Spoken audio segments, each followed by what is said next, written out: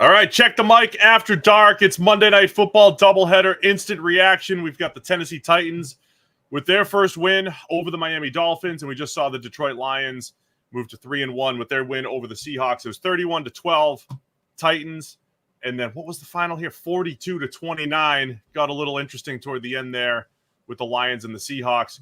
Jared Goff finishes 18 for 18 in this game, but we'll talk about that in a minute. Let's go back to the Titans game. Superhuman effort by Will Levis. Well, he dove, hurt his shoulder. He missed the rest of the game. Mason Rudolph came in. Titans get their first win here, Sam. Levis still playing like a maniac, and it cost him in this one. Yeah, like bad interception, whereas they kept showing on replay like he simply didn't see the large number 91 dropping right into his throwing lane, threw the ball right at him. Bad interception, again, the problem with Levis so far this season, above all the maniac plays, is that he's demonstrated like every variety of catastrophe, right? There's the crazy plays. There's the I just didn't see the large guy right in front of me plays. There's the what was that read play. It's all there. And unfortunately, he seems to have one or two of those a game. And then, of course, yeah, he went and did the dive for the first down and hurt his shoulder. And so, I think earlier in the game, they were sort of saying, well, maybe he'll get one more drive. And then at halftime, it was like, well, if he's good to go, he'll go back in. Conveniently, if you like, Levis wasn't good to go in the second half. So we got Mason Rudolph for the whole game, and it worked okay for Tennessee. He looked like he was grimacing pretty bad as far as his arm goes. I think he was legit hurt. It looked like it was difficult for him to throw the ball. I think he was hurt, but I think it was definitely, an injury. I think it was definitely an injury of convenience that they couldn't get him back out there, and we got to see a little bit of Mason Rudolph running the offense.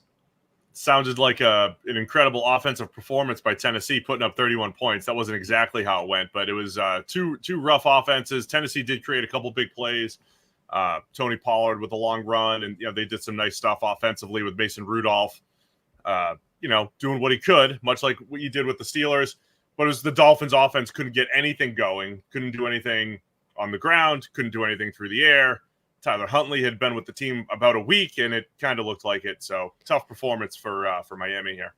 Yeah, there were some plays to be made. Huntley missed Tyreek Hill, both underthrew him and overthrew him on deep shots. He put everything he had into that overthrow. That was like the old when Ryan Fitzpatrick used to crow hop to try to throw the deep ball. Huntley had one of those, and he actually, I don't know. I think if Tyreek kept his line, maybe it wasn't too bad. There were a little miscommunication there too, but yeah, he missed him. It was one of those, you can't overthrow Tyreek Hill. It turns out you can. If you really try, you can, in fact, overthrow Tyreek Hill. But then, Huntley also had a pass where he actually put it on Jalen Waddle. Waddle dropped it. Like, just, the offense just wasn't going to get anything going the way things were. Tennessee, it was a grind, but I thought that run game did some good things. Like Tony Pollard and Tajee Spears, I thought both played well in this game. Neither one of them, the stat sheet is going to light it up, but they ran hard. They made some good plays. Pollard's gets a little bit of gloss at the end with that nothing touchdown on fourth down.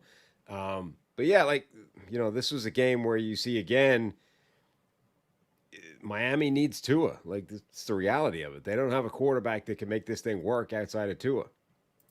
Yeah, I said this before, but Teddy Bridgewater is a pretty good backup. And that offense, when Teddy took over a couple years ago, looked completely different. Of all the quarterbacks that they've had that should have come in and had similar successes to Teddy Bridgewater would be the guy, and he still didn't really do that.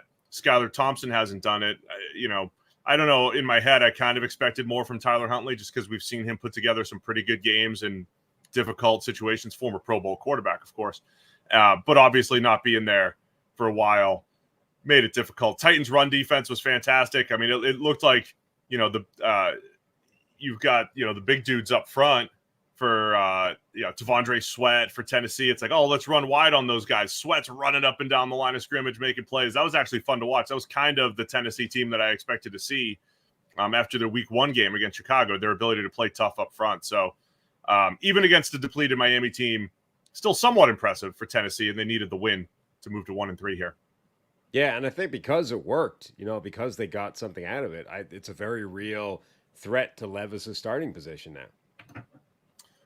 Yeah, so what happens? I mean, I think Levis will come back in. I mean, I think Tennessee's still going to think long-term here that they need him, but it's not like you saw a ton in this game. But Mason Rudolph, remember, finished the year last year starting in Pittsburgh to the point where like the whole offense looked completely different with him for 3 games. And I don't even think he played that great, but the whole offense looked different. They were putting points up in Pittsburgh after the Kenny Pickett era. And is Mason Rudolph in line to be the next reclamation project around the league? I mean, I don't know about that, but I think that Levis has a fairly short leash based off how Callahan has been acting on the sidelines following every subsequent Will Levis disaster class. Like, he only has so many room to do those. And I think at some point, like, Callahan's going to look at this and say, well, Mason Rudolph doesn't do something insanely idiotic every other drive. Let's see how this works, right? And just I don't know if he'll be the long-term solution, but it might be more about Levis than it is about Rudolph at this stage. The thing to keep an eye on is Rand Carthon's been there multiple years, the general manager. They drafted Will Levis, and Brian Callahan, it's his first year, did not draft Will Levis, was not a part of that. So, yeah, he's not tied to him. And I could easily see Brian Callahan saying, give me a dude who's going to throw for 150 yards every week, not make those boneheaded mistakes. I have the two-headed monster at running back. I got pretty good receivers. We've seen what this defense is capable of. I could see them saying, having that battle internally, just something to keep an eye on in Tennessee, because there's a legit argument that Mason Rudolph in today's NFL, don't go throw the game away. In today's NFL, Mason Rudolph, a better option than, trying to see what you can get out of Will Levis from an upside perspective. Yeah, now Callahan has come out and said, after the game that Will Levis, if he's healthy, is 100% the starting quarterback. They have the bye in week 5, so he's got some time to get healthy. I don't know how much time he has as a starting quarterback, though, if he can't have a game that doesn't involve at least one disastrous play. I mean, that's the reality of it. Like, you can't play like that budgeting. There's going to be at least one nightmare in here, right? And we have to overcome that. That's not a good starting point. All right. Anything else on that game? We'll talk more Wednesday on the Full Check the Mic show. Let's talk Lions Seahawks. Seahawks coming in 3-0. They fall to 3-1. Lions 3-1 now with their win 42-29. Jared Goff finishes 18 of 18 for 292, 2 touchdowns. Also caught a touchdown from coworker Amon-Ra St. Brown. Beautiful throw. Goff, 18 of 18. Of course, his overthrow got negated by an offensive pass interference. He took a sack in the end zone for a safety. Doesn't matter, though. Finished 18 of 18. It was a really impressive performance. I love watching good Lions offensive football, Sam. When they've got Jahmyr Gibbs and David Montgomery going, those guys were cooking tonight, both pass game and run game. Good Lions offense is as pretty as it gets, I think, around the league. Yeah, going against a good Seattle defense. I mean, that's what was most impressive about this. Ben Johnson doesn't need to take any more head coaching interviews. All he needs to do is to simply mail them this game, right? And say, no, I'm not going to your city to do this interview. All you need to see is here. I'll send you the link. Just watch this tape. Let me know how many millions you're going to send my way after you see this. Seattle's missing their defensive line. Pretty much Sure. they're all their starting defensive line. That is a factor. Let me just throw that out there. It is. It doesn't, however, explain like a consistent and recurring breakdown in the secondary just across every route that was being run. Goff made some really nice plays. And look, we were questioning a week ago or maybe 2 weeks ago whether Goff was going to be like the anchor around this offense, particularly in this league where defense is fighting back. Goff made some spectacular throws in this game, some really, really nice plays. There were also a bunch of plays that were like 3 guys were wide open, every single option. The sequence wasn't, oh no, number 1's not open, let's go to number 2, that's not open, let's go to number 3, there it is. It's like, well, 1's open, or 2's open, or 3's open, which one do I fancy? Like, that was what they were dealing with. Okay, no pressure is going to help that, but man, Ben Johnson just had the Seattle defense in a blender all night. I love their personnel, though, too. I mean, I love the fact that, Jahmyr Gibbs has 2 touchdowns. They're giving him carries in the red zone. He's running with power. and his usual speed. Then you have David Montgomery with that freak play, 40-yard reception where he's bouncing off of people in the pass game. You have to cover. You have to tackle David Montgomery, Jahmyr Gibbs. You have to cover Jameson Williams' speed. You have to cover Amon-Ra St. Brown. I say this a lot, but then there's games like this where you see all of those things. Like, where's Jameson Williams? Oh, by the way, there he is, crossing route 70 yards.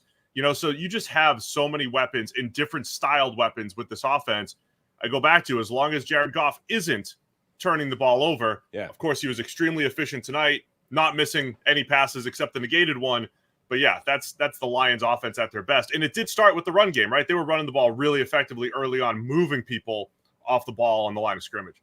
I mean, they've been looking pretty good up until this game when Jared Goff was playing reasonably badly, right? When Jared Goff actually plays well, like very well, this offense becomes almost completely unstoppable. Again, with that caveat that they didn't really face a real defensive line in the most part.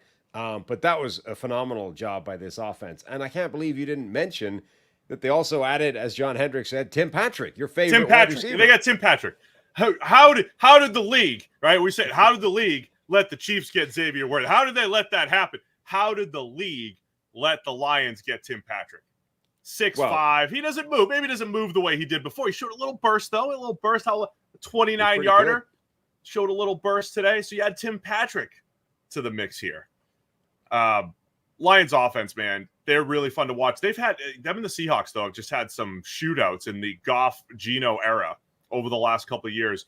I tweeted during the game, too. I think Seattle's receivers, 1 to 4, might be my favorite 1 to 4 in the NFL. I think as far as depth goes, DK Metcalf, Tyler Lockett, Jackson Smith-Njigba, and Jake Bobo, of course. But like 1 to 4, that might be the best group. 1 to 3, it's debatable. You throw Bobo in there, too. It's a really good group. And look, I think I will mention, everybody's saying this, Seahawks defensive line. They're missing Byron Murphy, Leonard Williams, Boye Mafe. There's someone else in there.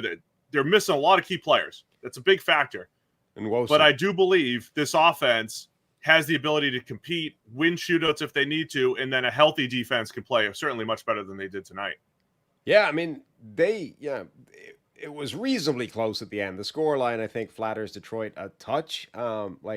Seattle had a chance to make that comeback, but they also coughed up a drive, with a fumble from DK Metcalf as well. So this could easily have been like a proper college-style 40-40 type of shootout with both offenses barely being slowed down. The big difference was, as you said, Seattle didn't really have a defensive line. Meanwhile, Aiden Hutchinson is still going up against an endless slew of backup offensive tackles, and he was a major problem consistently. Matchup of the night, DK Metcalf and Carlton Davis, one-on-one. I mean, I don't know if the numbers will be kind to Carlton Davis because of some of the big plays that he gave up and the penalties and everything, but I want to bring context to that. When you play that much man coverage against a top receiver, you should lose more often than not, which, we go back to the Darrelle Revis 2009, again, how special that was, or maybe how special Stephon Gilmore was the years that he was playing man with the Patriots. The Lions have a unique defense, Sam, where they're playing with 3 linebackers a lot of base defense in today's NFL, no matter what is happening on offense with 3 wide receivers, doesn't matter. And they're playing a ton of man coverage. So, yeah, you get beaten a lot. You get beaten more, right? Like if you're going to look at PFF grades and coverage stats, whether it's from PFF or from NGS, the context is it's going to look worse if you're playing man. But when you're put out into that position, I thought Carlton Davis did as well as he could against a guy like DK. It was a good back and forth type matchup where they both won their reps. It felt a lot like, do you remember years ago when Richard Sherman and Brandon Marshall went one-on-one, and it wasn't really a matchup as much as just a fight that happened to take place on a football field? It felt a bit like that game, except unlike whenever that was, 2015, the officials decided to call everything this time. Yeah. In 2015, they took one look at that and went, I don't even know where to start. I'm not throwing a flag all day. This is just, it's prison rules. Go nuts, right? Today, they were like, oh, no, you can't do any of that. Like, flag, flag, flag, flag. They were just heaving flags left and right on Carlton Davis, a couple of which I thought were relatively harsh. And same thing with Terrion Arnold. Terrion Arnold is being lit up in his rookie season with flags. That last one was pretty harsh. Like, his receiver fell down. It wasn't because Arnold was grabbing him. He just fell There's over. a little bit of contact, but that was Bobo, I think, already like losing his footing or whatever. Right. I thought Terry Arnold was having a really good game until they started calling all those flags. He was flying around the field making plays. So all I'm saying is the Lions defense, they're playing with the 3 linebackers. That's unique, and they're putting those dudes out on an island. And you're going to have games. You're going to have games where you're making it difficult on offenses, and the windows are a little bit tighter, and you're forcing incompletions. You'll have games though trying to match up with DK and Lockett and JSN and Bobo. I mean, you're going to give it up a little bit. And Geno Smith overall, I thought he made some great plays tonight. Obviously, got to force some passes towards the end there and take some chances. So you have the game-ending interception. But Geno's played some really good football this year. I just think Seattle has so much. Ken Walker, awesome running the ball. He's a big play threat. Like they were missing that the last few weeks, even though Charbonnet played pretty well. I think there's a lot to be excited about still with Seattle, even coming out of this loss. Yeah, definitely. They had a lot of really good stuff, particularly on offense. And again, like Geno, unlike Jared Goff, was dealing with Aiden Hutchinson consistently getting pressure on a regular basis. Like they did not have the unlimited slate that the Lions had to just drop back, do whatever they want, because Aiden Hutchinson was going to be getting pressure if you gave him a half second too long. So yeah, a lot to like from the Seattle offense in particular. The defense, not good, but as you said, missing basically an entire defensive line. First run for Hutch, I think, has 7 pressures for him. That's about a third of the accumulated pressures that the Lions have. First run from PFF. It's still a question, I think, for Detroit. The same thing we said last year, like having those complementary pieces. It was better the last few weeks, but now that Marcus Davenport is definitely hurt, you can't really. They don't really want to have those games, right? This is why you're giving up, some big plays here and having those one-on-one opportunities down the field. They need some help for Hutchinson still in this game here. Anything else on this game? People are complaining about the refs quite a bit here. I think both games, it was really quite a ref show here in the doubleheader. It's been a bad weekend for officiating. Generally, the refs were pretty much horrendous in this game across the board. Bad officiating game. A lot of people as well are complaining about, the Lions had some injuries as well. Yeah, look, the problem is not necessarily the volume of injuries, but when injuries are concentrated in one position unit, it's a bigger problem than when they're simply distributed around evenly on the roster. The Seahawks were literally missing an entire first-string defensive line. That's a real problem, even if Detroit had the same number of starters missing across various different other spots. Question about Geno Smith. I mean, I've been so impressed with Geno Smith. I mean, again, he's got to take chances at the end. There's a game-ending interception there. When they were trying to make the comeback, he kind of had a bad decision in the end zone. There were multiple plays, though, early in the game. Detroit hit Seattle with a really good overload blitz, really nice overload blitz. Unblocked rusher got to Geno. They came back to it later in the game. Geno broke free from the sack and made a big play coming out of that. I think the first few weeks, he's faced a lot of quick pressure. Charles Cross has played really good at left tackle, really well. The other 4 guys, a lot of questions. He's faced a lot of quick pressure. I think he's shown toughness, resiliency. I think he's made a ton of plays under pressure. He stood in there and made throws. I love the receivers, as I mentioned, so that's helping. I'm loving the way Geno Smith's playing this year, though. Yeah. I mean, his resurgence, his sort of breaking out party, it's for real. I mean, he's never regressed. He's remained that really high-end player since he broke out and earned himself the starting job in that contract. And I actually think he's taking care of the ball better this year than he has in the past. I was on him the last couple of years for a lot of red zone mistakes. 2022 and 23 led the league in turnover-worthy plays in the red zone. He made a lot of those bad mistakes. This year is kind of the other way, some interception, bad luck, I would say, to this point for Geno Smith. So I've been really impressed. I think Seattle has a lot of offensive answers. Ken Walker, Charbonnet, 1-2 punch in the backfield, all those receivers, Geno playing well. The defense should be better than this when they get healthy. So I think Seattle's still, still going to be a tough team every single week. Take any other questions from the chat. Again, check the mic after dark. We get the doubleheader here tonight. I'm a big. Did Goff take the safety to save the? Yeah, he knows. He knows he was 18 for 18. He knows he got bailed out of the offensive pass interference on the overthrow. That's one of those rules, by the way, that feels wrong. Like they don't give him forward progress because he pulled the ball back as his body is still moving forward? Like, It's weird that the rules change in reverse. I don't know. I understand. Excuse me. I understand that the whole ball needs to get out of the end zone. Like, that makes sense. That's a goal line rule on both ends. Yeah. I don't understand why forward progress changes. The rule for forward progress essentially changes and you don't get your spot. Well, I get why. So the idea is that once you break the plane of the goal line when you're going to score, the play's over instantly, right? It's slightly different the other way around because the play is not over the second you get the ball out of the end zone, right? You can still carry on.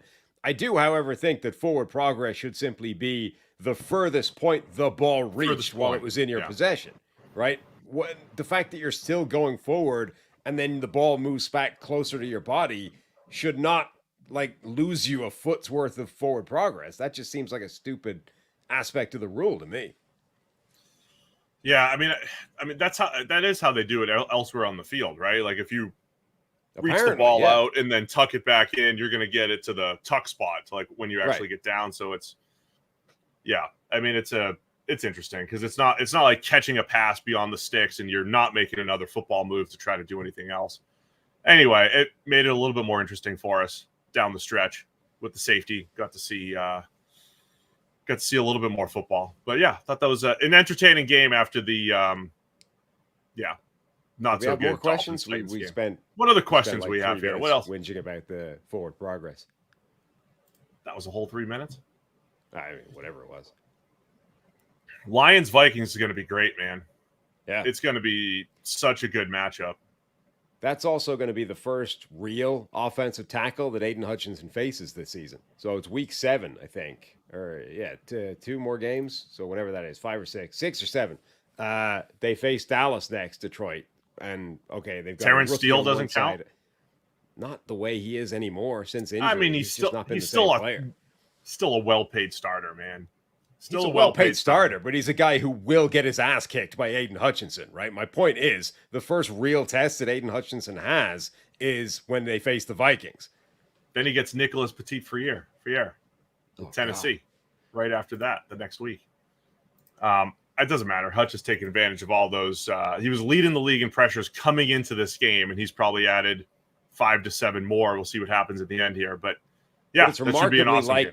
It's remarkably like that Max Crosby year where like the sheer volume of advantageous opponents, shall we call them, is insane on one slate. I did see some questions both on Twitter and in the chat here. Pete Rose passed away today, Sam. Cincinnati legend. Rest in peace to Pete. Obviously, a lot of controversy. Posthumously? I think eventually he will. I saw people talking about how the Hall of Fame is really not connected to the baseball ban, but they tried to honor it. I could see them putting him in. Can't tell the story of baseball, Sam, without Pete Rose, you see. You can't tell the story. I met Pete. You want to hear my Pete Rose story? Sure. Okay. My first professional team, the Florence Freedom, right down the street, 30 minutes from both of us. Florence, Kentucky. Pete Rose Jr. I got signed. The manager was Tom Browning, former Reds legend. He's about to get fired. The interim manager for 3 days when I get there is Pete Rose Jr. So he's the manager. They have Pete Rose Day, like my second day there. And he's in the dugout with us. And we're just like, I don't know, having Pete Rose Day. We're losing by like 12 or something. But Pete's like over there razzing the other team. He's just hanging out with us in the dugout. I did want to ask him who he had in the game. Didn't get around to doing that. But yeah, Pete was great hanging out with us. We had some fun. His son, I mean, we were teammates for like 3 days. Then the new real manager showed up and that was it. But and then, 10 years later, 20 years, whatever it was, I end up moving to Cincinnati and now he's a legend here. He's a legend over here in Cincinnati. People still love Pete Rose. So yeah, 83 years old and people love watching him play here. So that's all I got. And then there was a great baseball. The Braves and Mets. Wild doubleheader. They both go to the playoffs. The Mets earned it with the first one. Back and forth game. You saw it, right? It was crazy. Nuts. Did we get to 13,000 subscriptions? That's great. Subscribers. That's it. Let's go. Awesome. We appreciate all the support, doing things like this. A lot of fun here. Be sure to subscribe, hit the thumbs up. Anything else on the way out here, Sam? No, I'm done. I'm out. I think it's time for bed. All right, why don't you take tomorrow off? Wednesday, big show. Show up to Wednesday. JT O'Sullivan breaking down quarterbacks, maybe some other surprises. You guys can email us too. Check the mic at the33rdteam.com. Shout out to the 33rd team for putting it all together. Thanks to everybody for tuning in. Thumbs up, subscribe. We'll see you on Wednesday. More Check the Mic. Press the button, Sam. I'm pressing it.